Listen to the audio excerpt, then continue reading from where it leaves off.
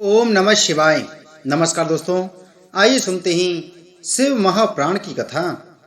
इतनी कथा सुनकर नारद जी ने कहा, पिता, राजा मित्रसेन ने शिवरात्रि का व्रत करके किस प्रकार ब्रह्महत्या से मुक्ति पाई, वह वृतांत आप मुझे सुनाने की कृपा करें।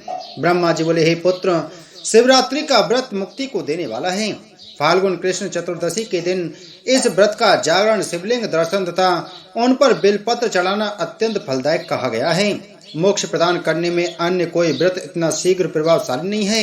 हे नारद, वैवस्वत मनु के वंश में मित्रसेन नामक एक राजा परम धर्मात्मा, वेद पुराणों तथा शास्त्रों को जानने वाला, नीतिज्ञ, दयालु, परम तेजस्वी, महावीर, ब्राह्मणों का सेवक, अत्यंत सुंदर तथा शुभ कर्मों को करने वाला हुआ।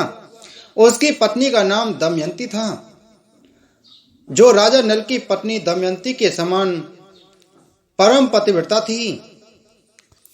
एक दिन वह राजा अपनी सेना सहित शिकार खेलने के लिए वन में गया। वहां उसने अनेक पशुओं का संहार किया। अंत में उसकी रुचि ऐसी अधिक बढ़ी कि बहुत समय तक वह अपनी राजधानी में लौट कर नहीं आया, वन में ही डेरा डाले पड़ा रहा। हे नारद, उसी वन में राजा ने कमठ नामक एक राक्षस का संहार किया। उस राक्षस का दूसरा भाई भी वहां रहता था। जब उसे यह ज्ञात हुआ कि राजा ने मेरे भाई को मार डाला है, तो वह उनसे बदला लेने का उपाय सोचने लगा।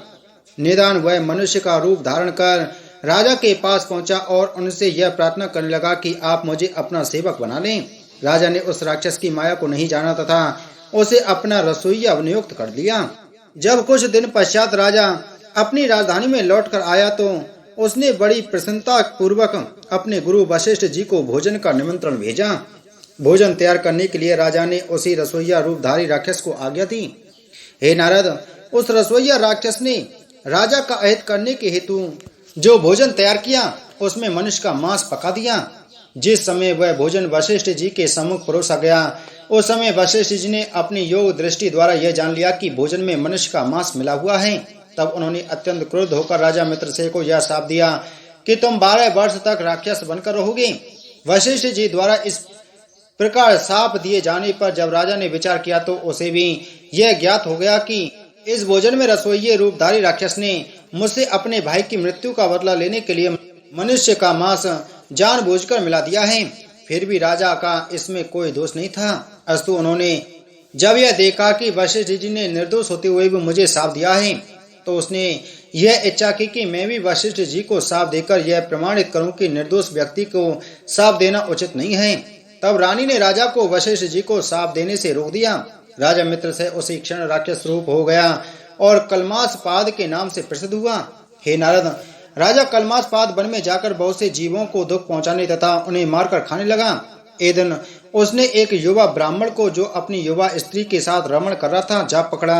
उस समय ब्राह्मणी ने राजा को बहुत कुछ समझाया, परंतु कलमासपाद ने उसकी एक भी बात नहीं मानी तथा उस समय उस ब्राह्मण का सिर फोड़कर खा लिया। यह देखकर ब्राह्मणी ने अपने पति के साथ सती होने का उद्देश्य किया तथा चिता पर बैठते हुए राजा को यह शाप दिया कि जिस समय तू अपनी स्त्री से भोग करेगा, उसी समय तेरी मृत्यु भी हो जाएगी। इतना कहकर वह स्त्री अग्नि में भस्म हो पति लोक में जा पहुंची। हे नारद, 12 वर्ष की अवधि बीतने पर जब राजा अपने मनुष्य रूप को प्राप्त हुआ, तो अपने राज्य में आ पहुंचा। तदुपरांत एक दिन उसने अपनी रानी के साथ भोग करने की इच्छा प्रकट की। रानी ब्राह्मण पत्नी के शाप का समाचार पा चुकी थी। अस्तु उसने राजा को समझाते हुए भोग करने से रोका। उस समय राजा ने मैथुन के बिना अन्य संसारी भोगों को तुच्छ समझ राजपाट त्याग वन में रहने का निश्चय किया तथा घर से निकल गया। वन में उसकी भेंट एक मुनि से हुई। उनसे उपदेश पाकर राजा तीर्थ यात्रा करने के लिए स्थान स्थान पर भ्रमण करने लगा। जिस समय राजा मित्रसेन राक्षस रूप में था और उसने ब्राह्मण की हत्या की थी, तभी से उसके पीछे ब्रह्महत्या भी लगी हुई थी। उससे मुक्ति पाने के हेतु जब वह तीर्थ यात्रा करता हुआ जनकपुर में पहुंचा, तो वहां उसकी भेंट गौतम मुनि से हुई। मुनि को देखकर राजा ने यह प्रार्थना की, हे मुनि, ब्रह्महत्या को दूर करने के लिए मैंने अनेक तीर्थों में भ्रमण किया है, परंतु वह किसी भी प्रकार दूर नहीं होती है। अतः आप मुझे कोई ऐसा उपाय बताने की कृपा करें जिससे मेरा यह पाप नष्ट हो जाए। हे नारद, राजा मित्रसेन की प्रार्थना सुनकर गौतम जी ने कहा, हे राजन, तुम इस ब्रह्महत्या से मुक्ति पाने के हेतु पश्चिम समुद्र के तट पर गोकर्ण क्षेत्र में जाकर महाबल शिवलिंग का पूजन करो। भगवान सदाशिव के समान मुक्ति देने वाला अन्य कोई नहीं है। हम भी उसी गोकर्ण क्षेत्र से चले आ रहे हैं। ऋषि से यह उपदेश पाकर राजा मित्र से गोकर्ण क्षेत्र में जा पहुंचा। वहां महाबल शिवलिंग का पूजन करने, क्षेत्र में स्नान करने तथा शिवरात्रि का व्रत करने से वह मुक्त हो गया। ब्राह्मणी का शाप भी उस शिव भक्ति के कारण निष्फल हो गया। तब वह समस्त पापों से मुक्त हो घर लौट आया तथा आनंद पूर्वक अपनी रानी के साथ भोग विलास करने लगा। हे नारद, शिवरात्रि का व्रत मोक्ष प्रदान करने वाला है। राजा मित्र से का यह वृतांत भी अत्यंत आनंददायक है। जो लोग इस चरित्र को प्रतिदिन पढ़ते अथवा सुनते हैं, उनकी 21 पीढ़ियां तर जाती हैं। ब्रह्मा जी ने कहा, हे नारद, अब मैं चतुर्दशी के व्रत का महत्व कहता हूँ। यदि यह व्रत अनजाने में भी हो जाए तो भी श्रेष्ठ फल प्रदान करता है। पूर्व समय में किरात देश का निवर्सन नामक एक राजा था। वह अत्यंत बलवान, धैर्यवान, दुष्ट, अन्यायी, नीच, हिंसक, कामी, क्रोधी, कठोर, सभी जीवों का मांस खाने वाला तथा सभी वर्णों की स्त्रियों के साथ भोग करने वाला था। परंतु इतना सब होते हुए भी वह चतुर्दशी के व्रत को बहुत प्रिय समझता था। दोनों पक्षों की चतुर्दशी को वह शिव जी का विशेष रूप से पूजन करता तथा बड़ा उत्सव मनाकर शिव व्रत करता था।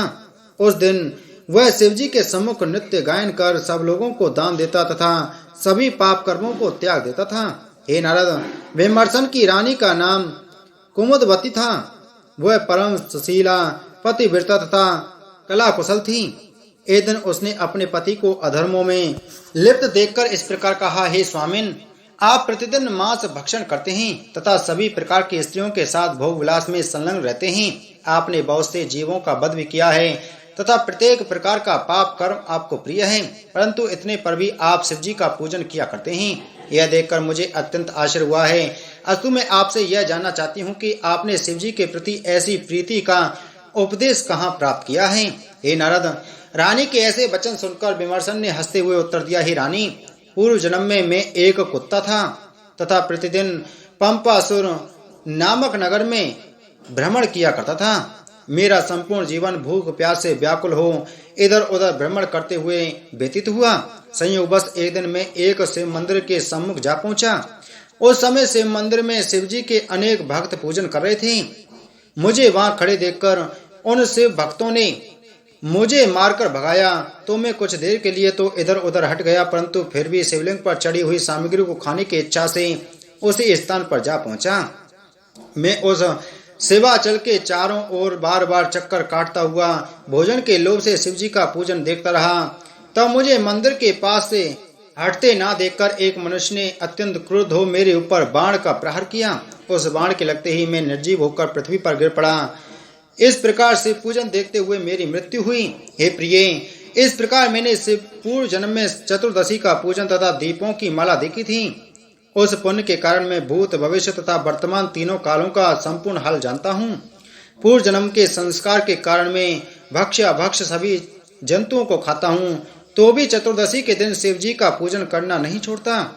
इस पूजन का ही यह प्रताप है कि मेरे अशुभ कर्म शुभ कर्मों में परिवर्तित हो जाते हैं। हे रानी, मैं यह चाहता हूँ कि तुम भी शिव पूजन के महत्व को समझकर चतुर्दशी के दिन भगवान सदाशिव की पूजा किया करो। राजा के ऐसे वचन सुनकर रानी ने कहा, हे प्रभु, आप मेरे पूर्व जन्म का हाल भी बताने की कृपा करें। हे नारद, यह सुनकर राजा ने उत्तर दिया, हे प्रिय, पूर्व जन्म में तुम एक कबूतरी थी। एक दिन तुम्हें मांस का एक टुकड़ा मिला, तभी एक गिद्ध ने तुम्हारा पीछा किया, जिससे भयभीत होकर तुम भागती हुई श्रीगिरी शिवालय पर जा बैठी।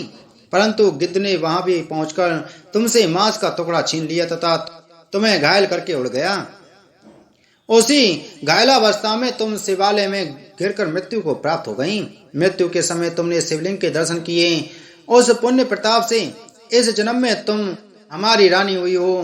तब उसने राजा से इस प्रकार कहा, हे स्वामिन, अब आप कृपा कर अपने तथा मेरे भविष्य का वृतांत और सुनावें। हे नारद, यह सुनकर राजा ने कहा, हे प्रिय, अगले जन्म में मैं सिंधु देश का राजा बनूंगा और तुम राजा संजय की पुत्री बनकर जन्म लोगी। तब भी तुम्हारा विवाह मेरे साथ होगा। तीसरे जन्म में मैं सौराष्ट्र के राजा का पुत्र होकर तुम्हारे साथ विवाह करूंगा।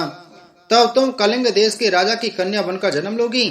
चौथे जन्म में मैं गांधार देश के राजा का पुत्र होकर तुम्हारे साथ विवाह करूंगा। तब तुम मगध देश के राजा के यहाँ पुत्री का जन्म पाओगी। पांचवें जन्म में मैं उज्जैनी के राजा का पुत्र बनूंगा और तुम राजा दशारण्य की पुत्री होकर मेरे साथ ब्याही जाओगी। छठे जन्म में मैं अनर्थ देश के राजा का पुत्र बनूंगा और तुम राजा ययाति के कुल में उत्पन्न होकर मेरी पत्नी होगी।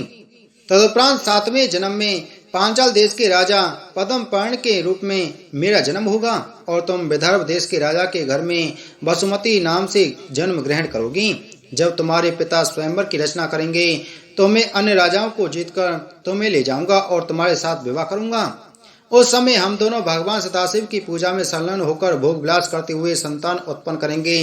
अंत में हम दोनों अपने पुत्र को राज्य देकर वन में चले जाएंगे। वहां अगस्त मुनि से ज्ञान प्राप्त कर शिवलोक को प्राप्त होंगे। तब हमारी गणना शिव जी के गणों में होगी। इस प्रकार चतुर्दशी व्रत के प्रभाव से हम 7 जन्म तक राजा रानी होते रहेंगे। हे नारद, इस प्रकार की बहुत सी बातें कहकर राजा विमर्शन ने अपनी पत्नी को संतुष्ट किया तथा अपना शेष जीवन से पूजन एवं चतुर्दशी व्रत धारण करने में बिता दिया। 7वें जन्म में इसी व्रत के प्रभाव से उनकी मृत्यु हुई। चतुर्दशी व्रत की ऐसी महान महिमा है। राजा विमर्शन का यह वृतांत भी आनंद मंगलों को देने वाला है। जो लोग इसे पढ़ते अथवा सुनते हैं उनकी सभी मनोकामनाएं पूर्ण होती हैं। बोलो शिव महापुराण की जय। बोलो शिव शंकर भगवान की जय।